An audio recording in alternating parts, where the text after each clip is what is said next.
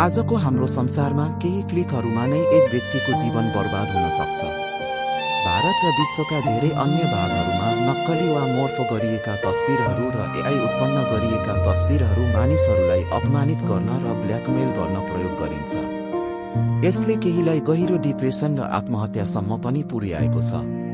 फरिदाबादमा एक 19 वर्षीय विद्यार्थीले आफ्नो र आफ्नी दिदीबहिनीहरूको अश्लील एआई मोर्फ गरिएका तस्बिरहरू बनाउने र पैसा नतिरेमा फैलाउने धम्की दिएपछि आत्महत्या गरेको बताइएको छ। तमिलनाडुमा एक युवतीले आफ्नो मोर्फ गरिएका नग्न तस्बिरहरू फेसबुकमा बारम्बार पोस्ट गरिएपछि आत्महत्या गरिन्। उनी लाज सहन सकिनन्। नक्कली तस्बिर वा फरवार्ड गरिएको सन्देश धारिलो चक्कु जस्तै थियो, जसले उनको जीवनमा सिधै प्रहार गर्यो। यो यस्तो संसारमा छ कि सुसमाचारले हामीलाई सेन्ट जोसेफतिर डोर्याउँछ। जोसेफसँग मरियमलाई पर्दाफास गर्ने शक्ति थियो। जब उनले थाहा पाए कि मरियमसँगै बस्नु अघि गर्भवती थिइन्, उनलाई थाहा थियो कि बच्चा उनको होइन। उनले सबैलाई यसो भन्दै आफ्नो नाम बचाउन सक्थे, यो मेरो बच्चा होइन, म निर्दोष छु। तर सुसमाचारले भन्छ उनी धर्मी मानिस थिए र उनलाई लाजमा पार्न तयार थिएनन्। त्यसैले उनले उनलाई चुपचाप छोड्ने निर्णय गरे। पूर्ण सत्य थाहा पाउनुभन्दा पहिले नै युसुफले बदला लिनुभन्दा दया, पर्दाफास गर्नुभन्दा सुरक्षा रोजे। युसुफ पीडा र भ्रममा परेको हुनुपर्छ। यद्यपि उनी गाउँभरि आफ्नो कथा सुनाउँदै हिँडेनन्। उनले मानिसहरूलाई आफ्नो पक्षमा ल्याउने प्रयास गरेनन्। उनले आफ्नो पीडा आफू र परमेश्वरको बीचमा राखे। मरियमलाई सार्वजनिक गफमा नतान्नको लागि उनी चुपचाप पछि हट्न इच्छुक थिए। हाम्रो संसार शब्दहरू र पर्दाहरू मार्फत उजागर हुँदा युसुफले आफ्नो मुख बन्द राखे र मरियमको राम्रो नामको रक्षा गरे। यो हाम्रो दैनिक जीवनको स्पष्ट ऐना हो। घरमा के हामी हाम्रो पति वा पत्नीको गल्ती अरूसँग साझा गर्छौं?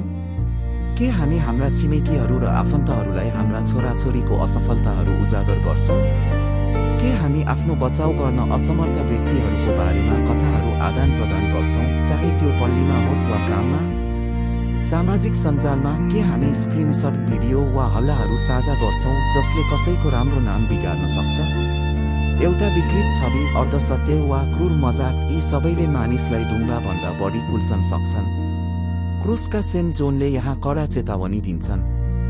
आफ्नो एउटा सल्लाहमा उहाँ भन्नुहुन्छ, धेरैले आफ्नो शान्ति गुमाउँछन् र गम्भीर पापमा फस्छन् किनभने तिनीहरू सोच्छन् र बोल्छन् जुन उनीहरूलाई चासो छैन।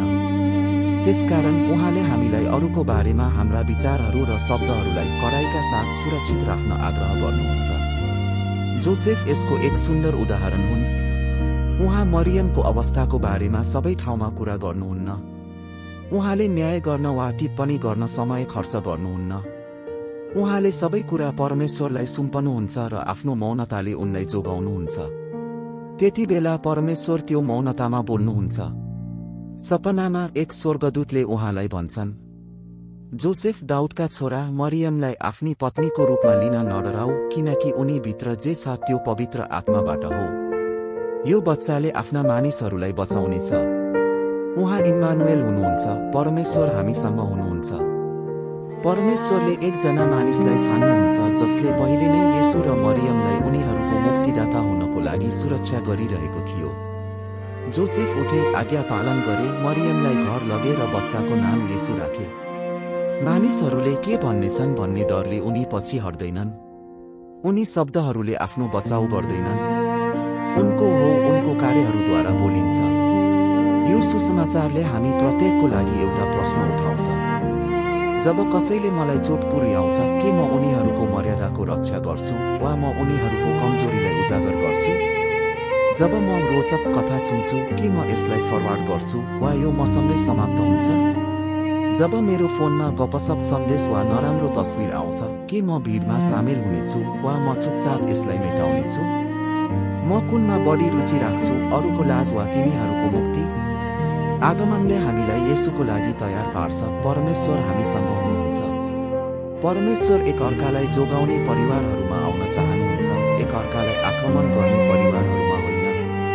आज चर्चलाई धेरै जोसेफको आवश्यकता छ।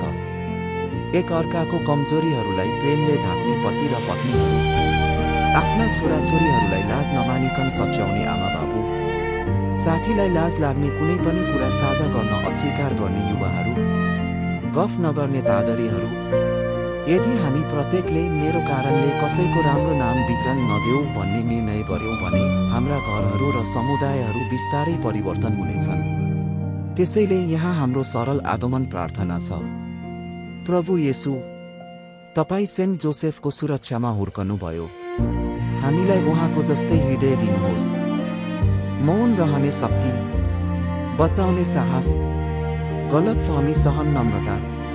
क्रुसका सेन्ट जोनको सहयोगमा अरूको बारेमा हाम्रा विचार र शब्दहरू शुद्ध पार्नुहोस्।